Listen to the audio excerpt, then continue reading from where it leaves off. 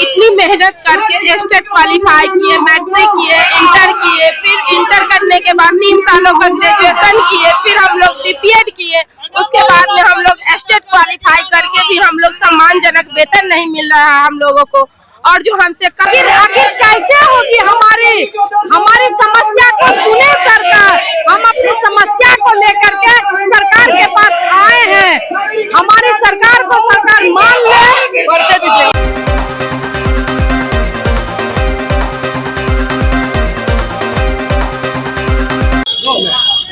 नमस्कार, मैं अभिषेक और आप देखना शुरू कर चुके हैं आपका अपना चैनल बीकेएम खबर। और मैं अभी मौजूद हूं पटना के गर्दनी बाग में। देख सकते हैं हमारे पीछे महिलाएं लोग जो है कि बैठी हुई हैं। और ये जो है कि मैं आपको बता दूं, इस शारीरिक शिक्षा एवं स्वास्थ्य अनुदेशक संघ यानी कि जो है यूं बात करें तो ये लोग शारीरिक शिक्षक है ना। समान काम समान वेतन 8,000 में कैसे खेलेगा बिहार और खेलेगा शारीरिक शिक्षक अनुशासकों को। परिवार कुछ करो सरकार।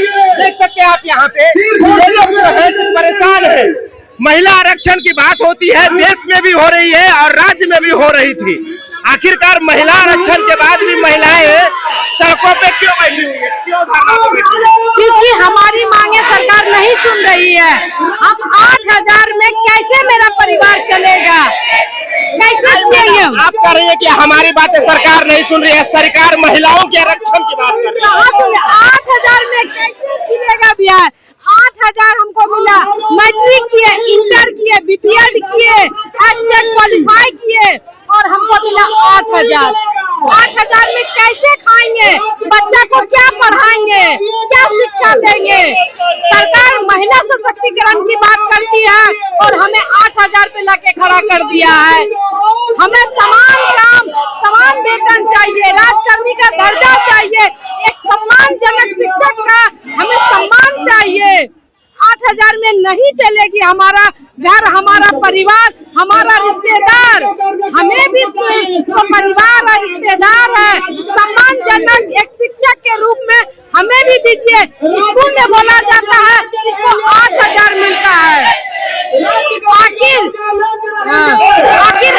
कैसे होगी हमारी समस्या को सुने सरकार।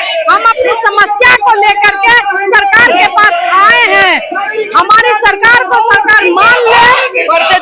कहाँ से आए, क्या नाम है? हम भागलपुर से आए हैं, नीलम भारती नाथनगर प्रखंड से आए हैं। मैम, उन नेताजी लोगों को क्या कहेंगे जो महिलाओं के आरक्षण पे बात कर रहे हैं और महिला सड़क पे बैठ रही है? हम लोग इतनी मेहनत करके स्टेट क्वालिफाई किए, मैट्रिक किए, इंटर किए, फिर इंटर करने के बाद 3 सालों का ग्रेजुएशन किए, फिर हम लोग बीपीएड किए, उसके बाद में हम लोग स्टेट क्वालिफाई करके भी हम लोग सम्मानजनक वेतन नहीं मिल रहा है हम लोगों को। और जो हमसे कम पढ़े लिखे इंसान है, जो मैट्रिक पे नॉन मैट्रिक पे जिनकी बहाली हुई है टोला सेवक का, उन लोगों को आवश्यकता से अधिक उनकी पेमेंट है। और हम लोग इतना मेहनत करते हुए भी हम लोगों को सम्मानजनक वेतन नहीं मिल रहा है। और हम लोगों से 9 से 4 फुल टाइम वर्क लिया जाता है। हम लोगों को हर वर्क में शामिल किया जाता है कि हाँ आप फिजिकल टीचर है तो आपको हर काम करना होगा। हमारे जो टीचर है, प्रिंसिपल है, वो भी बोलते हैं कि आप लोग को हर काम करना पड़ेगा। तो जब हम लोग हर काम कर सकते हैं तो हम लोग हर काम के समान वेतन क्यों नहीं ले सकते हैं? जैसे सारे शिक्षक है वैसे हम लोग भी हैं, जैसे सारे शिक्षक को पेमेंट मिलता है वैसे हम लोग को भी मिलना चाहिए। मैम, आपके बच्चे भी होंगे, बच्चे स्कूल भी जाते होंगे, तो बच्चों को फीस वगैरह कितना देती होंगी महिला? उनको देने में हमें 6,000 लगता है 2 बच्चे का। जी 6,000 बच्चों की पेमेंट है, 6,000 स्कूल की पढ़ाई और हमारी पेमेंट है 8,000। हमारे बच्चे भी सोचते हैं कि हमारी मम्मी इतना कमाती है, कैसे इसमें हमारा गुजारा होगा। कैसे आप करती हैं ये सब चीजें? 2,000 में कैसे आप अपना परिवार चलाती हैं, बच्चों को चलाती हैं, बच्चों को स्कूल भेजती हैं? कैमरा पे इस सरकार को बताइए। बहुत दिक्कतों का सामना करना पड़ता है, बहुत ही ज्यादा दिक्कतों का सामना करके करके हम अपने बच्चे को पढ़ाते हैं। हम लोग अपनी हर ख्वाहिशों को रोक देते हैं। बच्चों को पहले बच्चे की भविष्य को अहमियत देते हैं कि घर का सारा काम छोड़ दो, पहले बच्चे की पढ़ाई जरूरत है। अभी इतना कम वेतन में हम लोग कैसे अपने बच्चे को ऊंचे स्कूल में पढ़ा सकते हैं? अभी का जैसा पढ़ाई चल रहा है उस हिसाब से बच्चे को अच्छा सा पढ़ाई नहीं देंगे, फिर बच्चे हमारे आगे कैसे बढ़ेंगे? नाम क्या हुआ? ममता कुमारी, कहाँ से? मुजफ्फरपुर से। मुजफ्फरपुर। देखिए, हम लोगों के साथ सौतेला व्यवहार किया गया है सरकार की तरफ से। बताइए हम लोग क्या किए? शिक्षा मित्र वाला को तो मैट्रिक इंटर पर किए, हम लोगों को ग्रेजुएशन करवाए, ग्रेजुएशन के बाद बीपीएड किए 2 साल का, और 2 साल के बाद स्टेट किए। स्टेट देने के बाद हम लोगों को इतना दिन इंतजार करने के बाद 11 साल के बाद आई थी बहाली। इतने दिन के बाद जब बहाली आई उसमें हम लोगों को क्या किए? बहाल किए तो मात्र 8,000 रुपये बहाल किए। 8,000 में हम लोग को इतना दूर जा करके हम लोग ड्यूटी देते हैं, 3-4 हजार रुपये भाड़ा में चला जाता है। 2 बच्चे हैं, परिवार है, सास है, ससुर है, कैसे हम लोग उनका भरण पोषण करेंगे? न उनका हम सेवा कर पाते हैं, न घर में बच्चे को देख पाते हैं, और न ही हम स्कूल सही से कर पाएंगे, क्योंकि 8,000 में न हम बच्चे को क्या पढ़ाएंगे, क्या समझाएंगे, सिखाएंगे? बच्चे को हम जब अपना स्वस्थ रहेंगे तब तो बच्चे को स्वस्थ रहने के लिए बताएंगे। बच्चे को क्या हम अपने खा सकते हैं? अगर हम जब सीखते हैं जो चीज वही तो बच्चे को सिखाएंगे। हम अगर दूध नहीं खाएंगे, हम अगर फल नहीं खाएंगे तो बच्चे को कहाँ से खिलाएंगे? और जब हम स्वस्थ नहीं रहेंगे तो क्या बच्चे को हम मतलब स्वस्थ रहने की बात कहेंगे? हम स्कूल में स्वास्थ्य अनु दे सकते हैं तो क्या स्वास्थ्य के बारे में हम जाके बता पाएंगे? अगर हम खुश रहेंगे तो बच्चे को खुशी की बात बताएंगे कि तुमको ऐसे खाना है, ऐसे पोषण तत्व लो, पोषण आहार लो, और ऐसे सर्वांगीण विकास होगा। कहाँ से खेलेगा बिहार? कहाँ से खेलेगा बिहार? खेलेगा बिहार इसमें 8,000 में नहीं खेलेगा बिहार। खेलेगा बिहार जब समान काम समान वेतन हम लोग को भी राजकर्मी का दर्जा दे। जब शिक्षा मित्र वाले को जब आप इतना दिए, जब टोला सेवक को इतना दे रहे हैं, सब्जेक्ट वाले को हमारे साथ बहाली हुई है, फरवरी में बहाली हुई है सब्जेक्ट वाले को, तो उनको 22,000 25,000 दे रहे हैं। हम लोगों को उसी की तरह से लिया गया एग्जाम, उसी तरह से स्टेट क्वालिफाई करके लिया गया, तब हम लोग को 8,000 क्यों दिया गया? हम लोग भी तो आपके समान टीचर है। हम लोग गर्मी बरसात धूप पानी सब खाते हैं। एक सब्जेक्ट टीचर क्लास में 40 बच्चे को देखते हैं, लेकिन एक फिजिकल टीचर 500 बच्चे हो चाहे 1000 बच्चे हो, सारे बच्चों को उनको देखने की क्षमता रहता है। तो उनके शारीरिक मानसिक को दोहन किया जा रहा है, उनको प्रताड़ना किया जा रहा है। हमारे माननीय मुख्यमंत्री जी को सोचना चाहिए कि सर्वांगीण विकास के लिए एक फिजिकल टीचर की जरूरत है। सर्वांगीण विकास कब होगा? जब 8,000 में सर्वांगीण विकास होगा बच्चे का। हम लोग को क्या चाहते हैं? हम लोग मतलब कि क्या करें? मतलब कि आत्महत्या कर ले?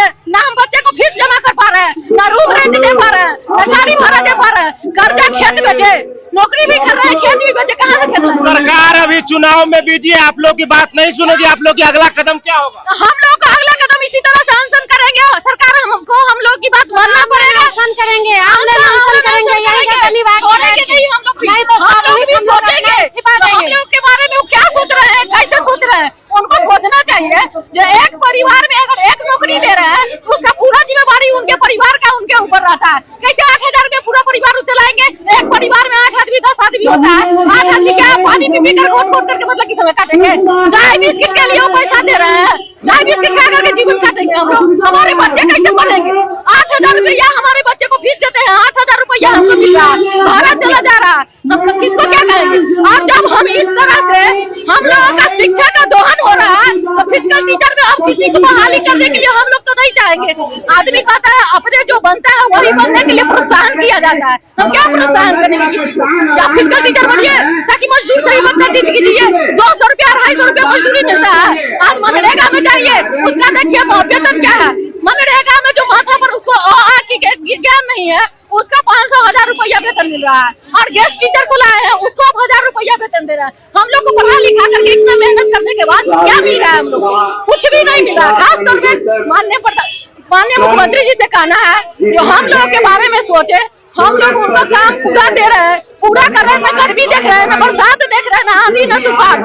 जैसे देश के जवान कहीं भी भेज दिया जाए तो वो अपना पूरा कार्य करते हैं, उस तरह से फिजिकल टीचर वो सारा का मेडल कहाँ से मिलेगा?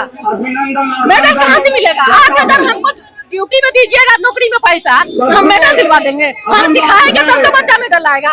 हम अपने कमजोर रहेंगे, अपने मानसिक पिछूत रहेंगे तो आपके बच्चे को कैसे हम सिखाएंगे? क्या हुआ? आपका नाम? मेरा नाम मोनिका कुमारी हुआ, मैं मुजफ्फरपुर से आई हूँ। आप भी शिक्षक हैं? जी सर। काहे धरना पे बैठे हुए? सर स्टेट पास किए हमने। स्टेट पास किए हुए हैं? हाँ, और 2019 में स्टेट किए, 2022 में लिया, लेना था उच्च विद्यालय में लिया, माध्यमिक स्कूल में और अंशकालिक लिया है। और खेल जो होता है 3:30 बजे होता है, अंशकालिक 1-2 घंटे 11-12 बजे तक, तो कैसे खेल होगा बताइए? 3 बजे तक रहेगा, पूर्णकालिक करेगा तब ना, इसलिए पूर्णकालिक किया जाए और राजकर्मी का दर्जा दिया जाएगा, तब ना होगा पूरा। नाम क्या? अमित भारती। क्या नाम है सर? सरोज कुमार। काहे धरना पे बैठे हुए हैं? लेकिन फेंकन के जाके पढ़ाते उड़ाते सिखाते कुछ मेडल आता बिहार में? बहुत सारा आता है सर। हम लोग का सर वेतन मात्र 8,000 दे रही है सरकार। 8,000? मात्र 8,000 दे रही है। अच्छा, हम लोग चाहते हैं सर हम लोग को राजकर्मी का दर्जा दिया जाए। हम लोग सर स्टेट पास है, 2019 में स्टेट पास किए हैं। केके पाठक जी से क्या कहना चाहते हैं? हम लोग को राजकर्मी का दर्जा दिया जाए सर, यही हमको सरकार से यही गुजारिश है। हम लोग 8,000 में कैसे जिएंगे? 8,000 है पॉसिबल है? आजकल के महंगाई में 8,000 आपको लग रहा है सर? बिल्कुल। नाम क्या हुआ? सरोज कुमार। कहाँ से आए? सुपौल से।